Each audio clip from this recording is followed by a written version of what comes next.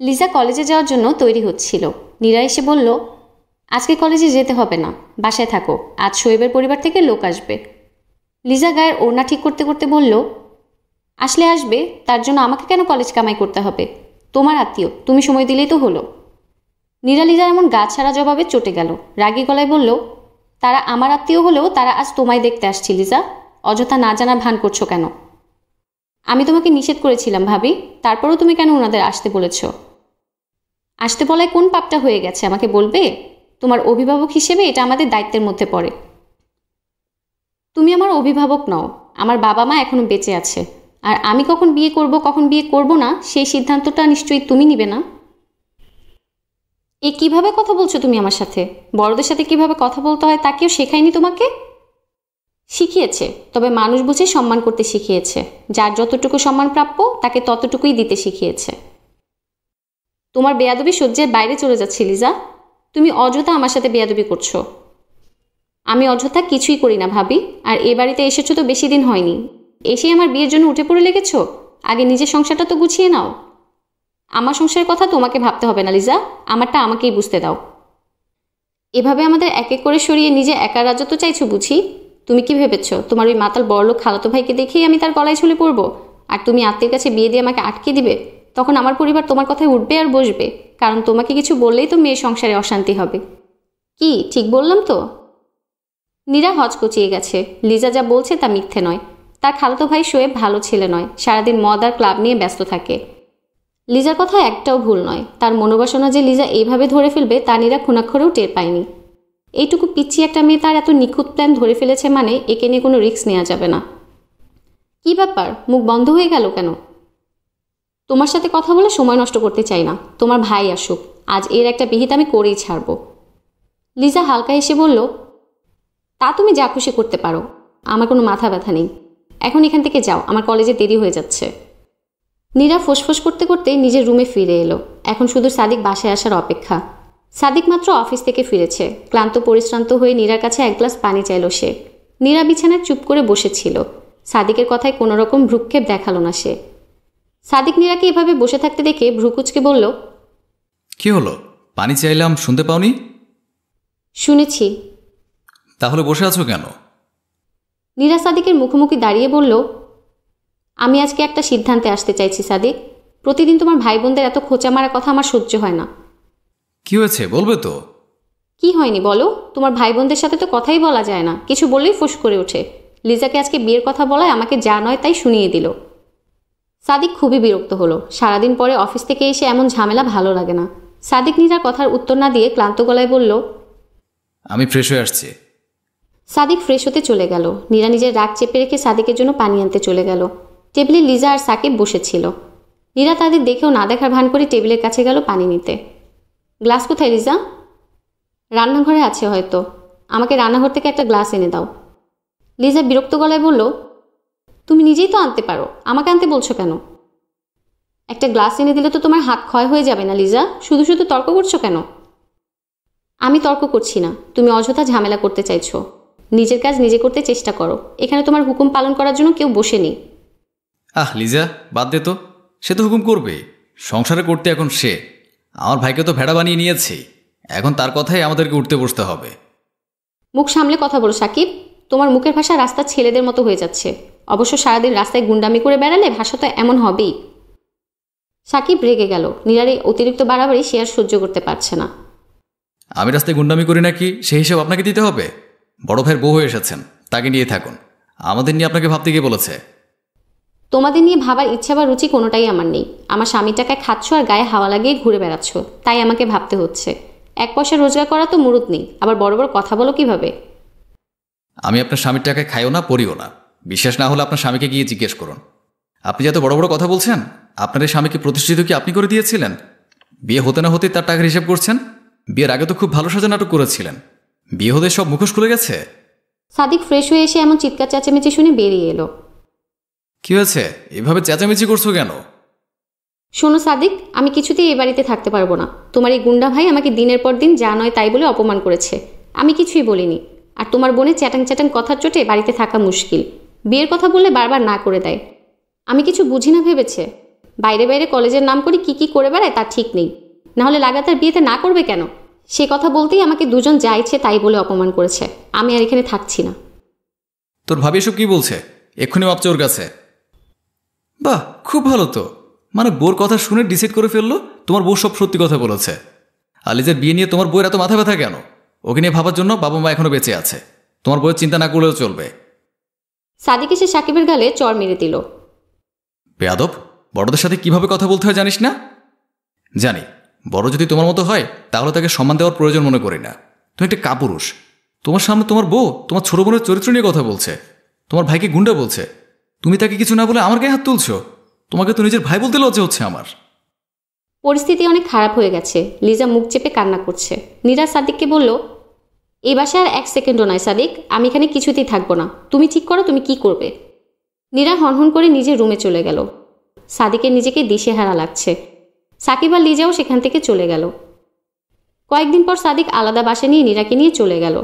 আলাদা হওয়ার বছরখানেক পর নীরা খেয়াল করলো সাদিক বদলে যাচ্ছে। নীরাকে খুব একটা সময় দেয় না সে। সারাক্ষণ অফিসের কাজ নিয়ে ব্যস্ত থাকে। নীরা অবশ্য কয়েকবার জানতে চেয়েছিল, তুমি এমন বদলে গেলে কেন সাদিক? আজকাল তো আমার সাথে ঠিক করে কথাও বলো না।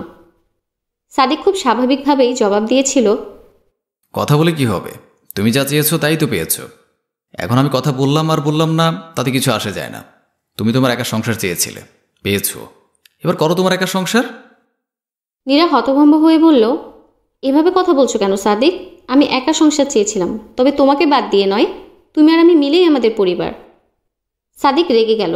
ফোন থেকে চোখ সরিয়ে রাগী গলায় বলল, ওটাও আমার পরিবার ছিল, যেখান থেকে তুমি আমাকে চলে আসতে বাধ্য করেছিলে। তুমি কি ভেবেছো আমি বোকা, কিছুই বুঝি না? আমি তোমার প্রত্যেকটা চাল বুঝেছি নীরা, তবুও চুপ করে থেকেছে। আশা করেছিলাম তুমি আমার পরিবারটাকে নিজের পরিবার মনে করে আপন করে নেবে, কিন্তু তুমি বারবার আমার ভাই বোনদেরকে আঘাত করতে লাগলে। অপারগ হয়ে আমাকে বাড়ি থেকে বেরিয়ে আসতে হলো। আমি তোমাকে ভালোবাসি নীরা, আমি আমার পরিবারকেও ভালোবাসি। তুমি আমাকে তাদের কাছে বড্ড ছোট করে দিলে। আমার ছোট ভাই আমাকে কাপুরুষ বলেছিল। যে ভাই আমার চোখের দিকে তাকিয়ে কথা বলতো না, সে আমার মুখোমুখি দাঁড়িয়ে আমাকে কাপুরুষ বলেছে। এ লজ্জায় আমি ঘুমাতে পারি না। বাবা মায়ের মুখটা বারবার চোখের সামনে ভেসে ওঠে। কত বড় অকৃতজ্ঞ ছেলে আমি, তাদের ছেড়ে বউ নিয়ে আলাদা সংসার পেতেছি। সাদিকের গলাটা ভারী হয়ে গেল। নীরা স্তব্ধ হয়ে বসে আছে। সাদিক নীরার দিকে তাকিয়ে গম্ভীর গলায় বলল, তোমাকে আমি ভালোবাসি নীরা, কিন্তু সব ভুলে তোমাকে আগের মতো কাছে টেনে নেওয়া আমার পক্ষে সম্ভব না। তুমি থাকো তোমার মতো, আমাকেও আমার মতো থাকতে দাও। সেদিনের পর থেকে নীরার সাথে সাদিকের সম্পর্কটা কেমন খাপছাড়া হয়ে গেছে। চাইলেও এই দূরত্ব মেটানো সম্ভব নয়, তা নীরা জানে। সুখের আশায় আপন মানুষটাকেই হারিয়ে ফেলেছে সে। এই ভেবে দীর্ঘশ্বাস ফেলা ছাড়া আর কোনো উপায় নেই। কয়টা বাজে খেয়াল আছে? জমিদারের মেয়ের মতো শুয়ে আছো এখনো? আমি অফিসে যাব সেটার খেয়াল নেই নাকি? এরা যে তোমার স্বামীর বাড়ি ভুলেই গেছো? ফয়সালের তিক্ত কথাগুলো কানে আসতেই আস্তে করে চোখ খুলে তাকায় সেতু। অনেক কষ্ট নিয়ে বলে, এভাবে বলছো কেন? আজকে আমার শরীরটা একটু খারাপ, পিরিয়ড হয়েছে, পেট খুব ব্যথা করছে, উঠতে পারছি না, মাথা ঘুরছে। যখন ভালো থাকি তখন তো এমন অনিয়ম করি না। তোমার এই অসহ্যকর পিরিয়ডের জন্য কি আমি এখন না কি অফিসে যেতে হবে নাকি? প্রতিবার একই কাহিনী। সামান্য পিরিয়ডের জন্য বিছানায় পড়ে থাকতে হবে নাকি সারাদিন? আমি বুঝি এসব কিছুই বাহানা কাজ থেকে ছুটি পাওয়ার জন্য। সেতু কোনো রকমে পেট খামচে ধরে উঠে বসে বলল, এসব তুমি কি বলছো? এটা আমার সংসার, দিন শেষে তো আমাকেই কাজ করতে হবে। আমাকে তো আর 10টা কাজের লোক এনে দাওনি যে আমি কাজ না করলে তারা সামলে নেবে। যতই কাজে ফাঁকি দেওয়ার চেষ্টা করি, দিন শেষে সে কাজগুলো আমাকেই করতে হবে। তাই বাহানা দেওয়ার কোনো মানেই হয় না। সবসময় তো আমি খাটাখাটুনি করি।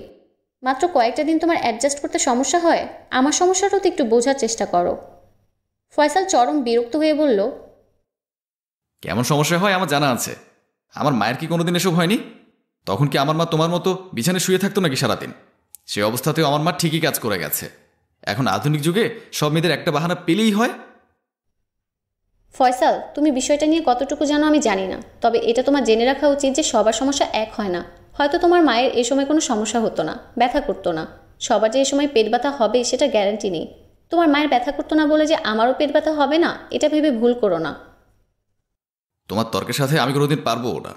অযথা তোমার সাথে ঝগড়া করে আমার সময় নষ্ট করতে চাই না। আমি অফিসে যাচ্ছি। ফয়সাল হনহন করে ঘর থেকে বেরিয়ে গেল। সেতু অসহায় মুখে ফয়সালের যাওয়ার দিকে তাকিয়ে থাকলো।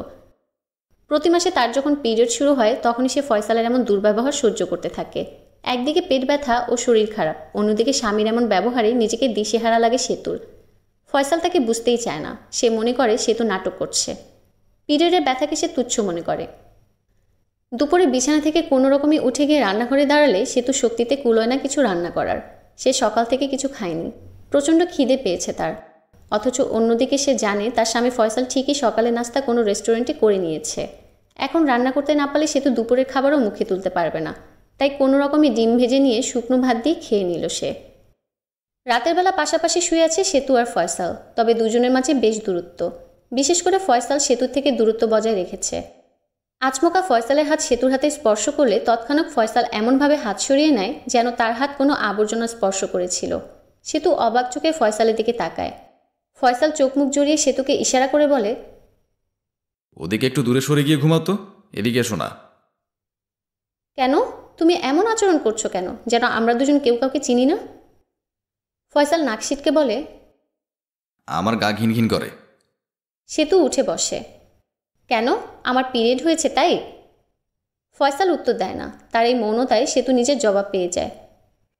তোমার মতো নীচ মন মানসিকতার মানুষ আমি আর দুটো দেখিনি। সামান্য পিরিয়ড হয়ে তুমি আমার সাথে যা আচরণ করছো, এটা এই যুগের মানুষের সত্যি লজ্জাজনক। অথচ পিরিয়ড শেষ হলেই আমাকে কাছে টেনে নিতে দুইবারও ভাববে না। আমাদের মেয়েদের এই সমস্যাটাকে তোমরা কেন স্বাভাবিকভাবে মেনে নিতে পারো না বলো তো? আমি অত শত জানি না, আমার তোমার কাছে ঘেঁষে থাকতে ভালো লাগছে না, এটাই জানি। সেতু আর কিছু বলার ভাষা খুঁজে পায় না, শুধু মনে মনে প্রার্থনা করতে থাকে এমন মানুষ যেন কারোর জীবনসঙ্গী না হয়। পরদিন সকালে হঠাৎ সেতুর বাড়িতে তার পুরনো বান্ধবী আখি আসে। আখি একজন ডাক্তার। অনেকদিন পর বান্ধবীর দেখা পেয়ে আবেগপ্রবণ হয়ে তাকে জড়িয়ে ধরে সেতু। তারপর দুজন সোফায় বসে নিজের মনে জমানো সমস্ত কথা বলতে শুরু করে। এক পর্যায়ে আখি খেয়াল করে সেতু মাঝে মাঝে তার পেট চেপে ধরছে। আখি বিষয়টা বুঝে সেতুকে জিজ্ঞেস করে, কী রে, কোনো সমস্যা? পিরিয়ড হয়েছে নাকি তোর? সেতু সম্মতি জানিয়ে বলে, হ্যাঁ, আজকে 3 দিন হলো। পেট ভীষণ ব্যথা করে পিরিয়ড হলে, কোনো কাজ করতে পারি না। ফয়সাল ভাইয়া তোকে কাজে সাহায্য করে না? আখির কথা শুনে সেতু তাচ্ছিলের হাসি দিয়ে বলে উঠল, সাহায্য আর ফয়সাল, কি যে বলিস! যে মানুষটা আমার পিরিয়ড হলে আমার থেকে 100 হাত দূরে থাকার চেষ্টা করে, সেই মানুষটা আমাকে সাহায্য করবে? পিরিয়ড হলে যে আমাকে সামান্য মূল্যও দেয় না, আমার যে যন্ত্রণা হচ্ছে তা বোঝার চেষ্টা করে না, আমাকে অবহেলা করে সে আমায় সাহায্য করবে? মানে ভাইয়া এমন করে তোর সাথে? সেতু একে একে সমস্ত ঘটনা খুলে বলে। ফয়সাল তার সাথে যেমন ব্যবহার করে সব বলে। আখি সব শুনে বলল, এসব তো চলতে দেয়া যায় না, এর একটা বিহিত হওয়া দরকার। ভাইয়াকে বুঝতে হবে পিরিয়ড হলে একটা মেয়ে ঠিক কেমন লাগে। কি করে বোঝাবো তাকে? আখি মুচকি হাসে। সেতুকে কিছু বুদ্ধি শিখিয়ে দেয়। সেতু তা শুনে খুশি হয়। আজ সকালে পেট ব্যথায় নড়াচড়া করতে পারছে না ফয়সাল। বিছানা থেকে ওঠা তো দূরে থাক, সামান্য এপাশ থেকে ওপাশ হতে গেলে পেটে চিনচিনে ব্যথা যেন তাকে ঘুরিয়ে দিচ্ছে। ফয়সাল পেট ধরে শব্দ করে আর্তনাদ করে উঠল। তার সে আর্তনাদে রান্নাঘর থেকে ছুটে এলো সেতু। কি হয়েছে তোমার, এমন চিৎকার করছো কেন? ফয়সাল দু হাতে পেট চেপে ধরে কোনো রকমে বলল, পেট ব্যথায় মরে যাচ্ছি রে, একটু যন্ত্রণা থামছে না, যেন প্রাণ বেরিয়ে যাচ্ছে আমার। কিছু করো প্লিজ। এতে আমি কি করতে পারি? হয়তো রাতের খাবারে বদহজম হয়েছে তোমার, একটু অপেক্ষা করো, ঠিক হয়ে যাবে। না, একদম বদহজম হয়নি। বদহজমে এমন অসহ্যকর যন্ত্রণা হয় না, এমন ব্যথা আমার আগে কখনো হয়নি। সেতু মৃদু হাসল। এইটুকু সময়ের জন্য ব্যথায় কাতর হয়ে যাচ্ছ, আর আমাকে সপ্তাহে 7 দিন এই ব্যথা নিয়ে সমস্ত কাজ করতে হয়, সেই সাথে তোমার অবহেলাও সহ্য করতে হয়। ফয়সাল এবার বুঝতে পারল সেতুর অবস্থা। সে কিছু বলতে চাইল, তবে পারল না। সেতু বলল, একটু অপেক্ষা করো, ঠিক হয়ে যাবে। তবে সেই ব্যথা আর ঠিক হলো না।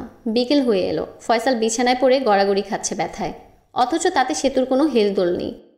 সে নিজে চা নিয়ে এসে বিছানায় বসে একমনে চা পান করতে থাকলো।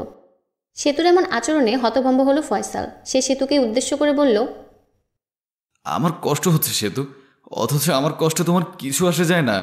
তুমি আমি এড়িয়ে যাচ্ছ সকাল থেকে। আমি তোমাকে কতবার ডেকেছি, অথচ তুমি না শোনার ভান করে নিজের কাজ করে যাচ্ছ। এমন করছো কেন তুমি? সেতু চায়ে চুমুক দিয়ে বলল, কেমন করছি আবার? তুমি যেমন ব্যবহার করো ঠিক তেমন ব্যবহার তোমায় ফিরিয়ে দিচ্ছি। মানে আবার কি?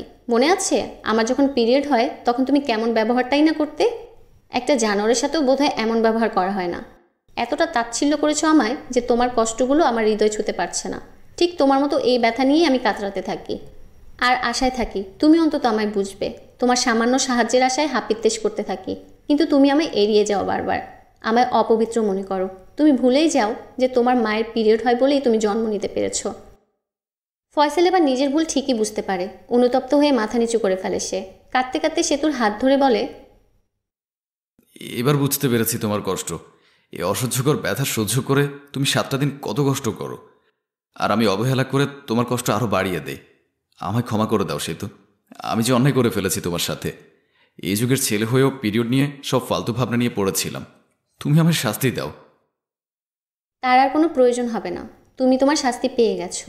তোমার এই পেট ব্যথা একটা ঔষধের জন্য হয়েছিল, যেটা আমার বান্ধবী আঁখি আমায় দিয়েছিল, যেন তোমায় আমার কষ্ট অনুভব করাতে পারি। ভবিষ্যতে আশা করি ওই ওষুধের প্রয়োজন পড়বে না আর। তুমি তোমার ভুল বুঝতে পেরেছো। হ্যাঁ, আমি বুঝতে পেরেছি আমার ভুল হয়েছে। আর তোমার সাথে আমি দুর্ব্যবহার করব না। পিরিয়ডের সময় দূরে ঠেলে দেব না, বরং আগলে রাখবো। বিশ্বাস রাখো শেষবারের মতো। সেতু হালকা হেসে ফয়সালের হাতে হাত রাখে। পিরিয়ড হলে নারীদের অপবিত্র মনে করে দূরে ঠেলে দেবেন না। মনে রাখবেন, নারী পিরিয়ডের ব্যথা সহ্য করে বলেই সন্তানের জন্ম হয়।